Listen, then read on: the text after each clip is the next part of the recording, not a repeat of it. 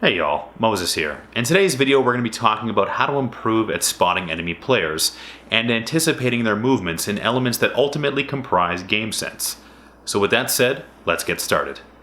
Game sense is a term that is thrown around quite a bit. Essentially, it refers to a player's intuition and reaction to beneficial or detrimental factors, often in a competitive atmosphere. In PUBG, game sense is typically used when considering how to engage enemies, move about the map, and ultimately win games. One of the biggest issues that I see is when players move without direction, put themselves in dangerous positions, or deal with engagements poorly. Obviously, this depends heavily on experience, but in today's video, I really want to break down how you can improve on different aspects of your intuition and apply it to the game in order to be a more effective player. Spotting enemies is one of many concerns of beginning and novice players and can be even troublesome for advanced players as well.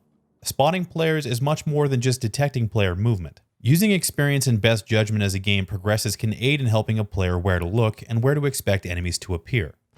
Personally, I use a concept known as map pressure and an understanding of average player behavior to guess where players will be. Map pressure is a relatively simple concept which I'll outline for you now. Alright, so just to show you the idea of map pressure, I've mocked up a bit of an interactive map here to show you guys how map pressure can affect later game circles. Alright, so we've got our plane path illustrated here. You can kind of see this is the plane path, so we'll have popular drops in Yasnaya, Pachinki, the school area, military base, Gatka. This is all very possible to get to. I might have to do a bit of a long drop to get military, but you get the idea. This is the plane path, so let's just remove that for the sake of visual fidelity, and we'll zoom in on our current play zone. Now, you can already see I've mocked up some lines here to show you where map pressure might be occurring. But for now, this is the current play zone, and this is the next play zone for the sake of this little demonstration. So map pressure is a simple concept. Where is the closest, largest body of buildings or a hot spot on the map, and how is it going to affect the current play zone? Essentially, where are players going to be migrating from, and where will you be looking to find them? So in the case of Pachinki, very simple. If the circle ends around this area, you would expect that Pachinki had been in the previous circles, and that players will have migrated from the shortest possible point, which would be the Pachinki area, right into this play zone. So you would expect players around this area. Similarly, you'll have one of the most popular spots to get off the military base down here.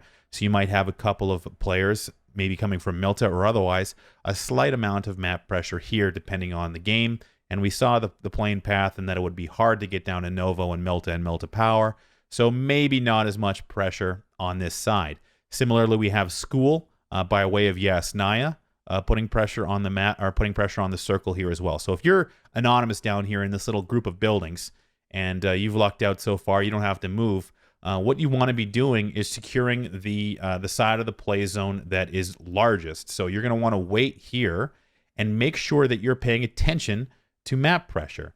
Likely you're going to expect some firefights happening at this side of the play zone. So you want to be maybe taking a look from this area. Maybe you can spot some enemies up on this ridge. If you can visualize, this is the Potato Mountain, the largest hill in the Pachinki area. And then you have that standard issue ridge right here that you might not be able to see all the way up. But again, you'll be expecting fights to be happening along the edges of the play zone, especially in the later parts of the game. So if you're down here, you want to be looking out towards the edge of the play zone. So that's a simple overview of map pressure. Obviously, these concepts can be applied for many different situations and circles, but essentially what you want to be looking for is large groups of buildings or hotspots where people like to drop, and be looking for player pathing around this area.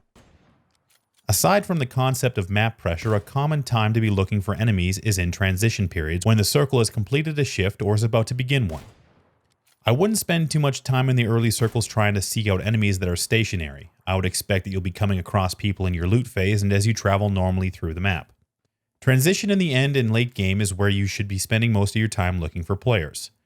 A moving player is easier to spot than a stationary one. So if you notice areas of the map where there should be enemies based on map pressure and the circle shifts to or from those areas, you can expect players to be moving around in those spots. As far as the actual act of looking for enemies is concerned, I use the rule that if there is an area that I would find advantageous, I inspect that area closely looking for enemies. Combine this with audio information and the kill feed, you'll find that you can account for most enemies in endgame situations. Then it becomes about reacting to the circle, player movements, and fights. Thanks for taking the time to watch this Predator training room video. If you have any feedback, leave a comment down below and be sure to like the video if you found it helpful. For more content from the training room, be sure to visit the website, and until next time, I'll see you out there.